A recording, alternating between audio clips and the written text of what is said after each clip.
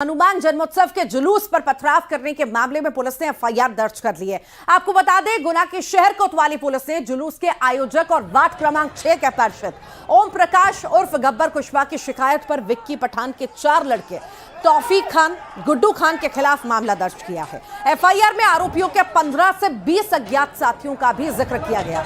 शिकायत में बताया गया कि आरोपियों ने जुलूस में शामिल लोगों को गालियां दी, विवाद किया। इसके बाद एक आरोपी ने रजत ग्वाल नाम के सदस्य पर पिस्टल से फायर किए। पथराव और लाठी से हमला करने की बात भी सामने आई है। बताया गया है कि 6 से ज्यादा श्रद्धालु इस हमले में घायल हैं।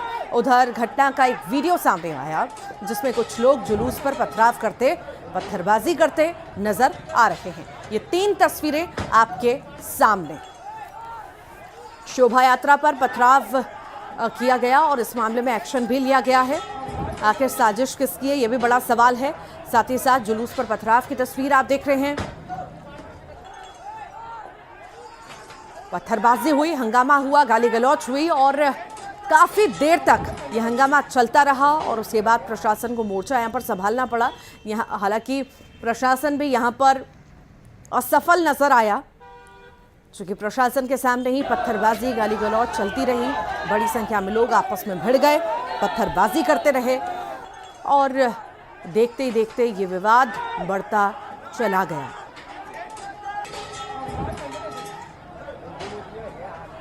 तो कई सारे लोग घायल हैं। साथ ही साथ जो आरोपी हैं उन पर मामला भी दर्ज किया गया है। 6 नामजद आरोपी हैं, साथ ही साथ और कई साथी हैं, उन लोगों के उन पर भी मामला दर्ज हुआ है। अब देखना होगा इस पूरे ही मामले में क्या कुछ एक्शन लिया जाता है।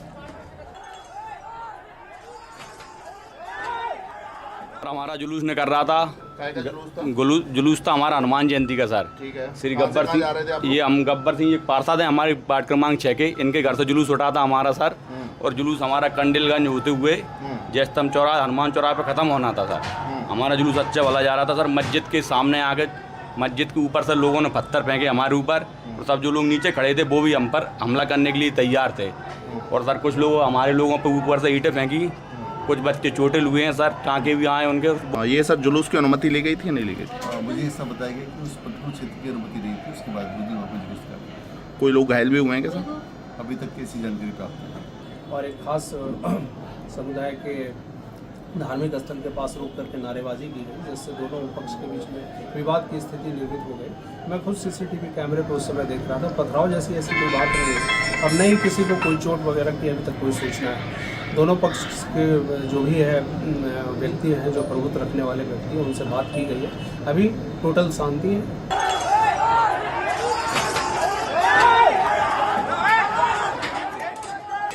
दिखा रहे हैं पथराव की तस्वीरें, पत्थरबाजी की तस्वीरें।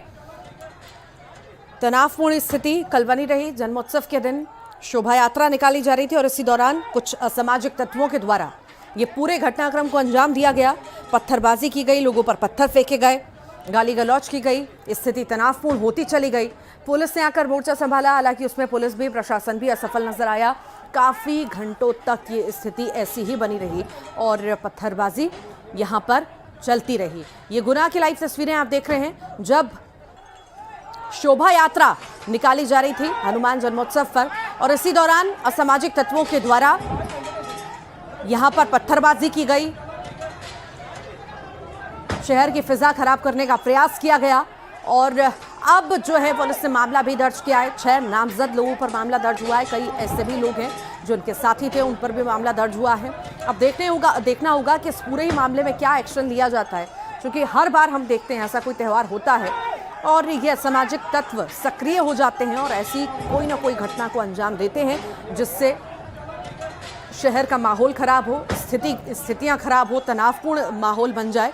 और कुछ ऐसा ही नजर आया एक बार फिर गुना में, जहां पर फायर भी किए गए हैं। पत्थरबाजी, फायर, गाली गलौच यहां पर हुए हैं। ये 2 तस्वीरें आप देख पा रहे होंगे जहां पर किस तरह से ये पत्थर बरसा रहे हैं असामाजिक तत्व। फायर भी यहां पर किया गया है। अब मामला तो दर्ज हो गया है, पर बड़ी बात यह है कि साजिश आखिर किसकी थी।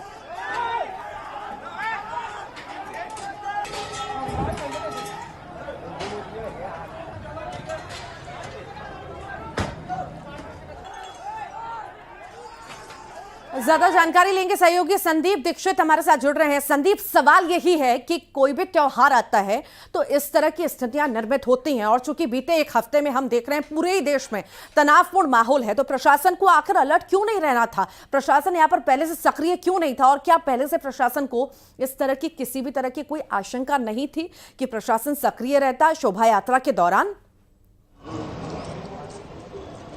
बिल्कुल, इस मामले में सबके अपने अपने तर्क हैं। मैं आपको बताऊं, प्रशासन का अपना तर्क है।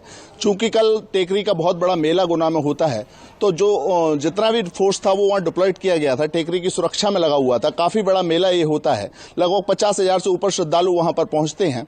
प्रशासन का ये कहना है कि यहाँ पर ये जुलूस जो था इसकी परमिशन नहीं ली गई थी। वहीं जुलूस के जो आयोजक हैं उनका ये कहना है कि 7 तारीख को SDM कोर्ट में उन्होंने ये आवेदन दिया था कि वो इस तरीके से जुलूस निकालेंगे।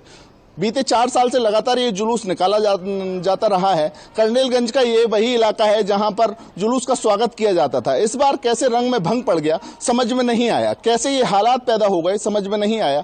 जैसे ही स्थितियां खराब हुई, गुना कलेक्टर किशोर कुमार कान्याल और SP संजीव सिन्हा मौके पर पहुंचे। उन्होंने तत्काल हालातों को संभाला और मैं आपको बता दूं 300 के लगभग फोर्स, लगभग ग्वालियर, शिवपुरी और अशोकनगर से फोर्स रात भर मुस्तैदी से पूरे गुना में लगा रहा और अभी अमन चैन की स्थिति है। आप मेरे पीछे देख सकते हैं, छोटे छोटे बच्चे स्केटिंग का प्रयास कर रहे हैं। फल मंडी, सब्जी मंडी में हालात सामान्य है। अब बाजार खुलने का जब समय होगा तब बाजार भी शायद सामान्य खुलेंगे। गुना में अमन चैन का अभी माहौल है। ठीक है, स्थितियों को संभाल लिया गया, पर कहीं ना कहीं यहाँ पर हम ये मान सकते हैं प्रशासन की भी बड़ी विफलता है।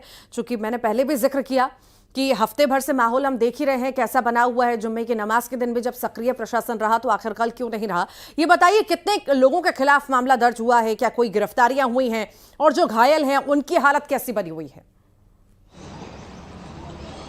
5 लोगों पर नामजद और 15 से 20 अन्य लोगों पर मामला दर्ज किया गया है। कोतवाली में यह मामला दर्ज हुआ है।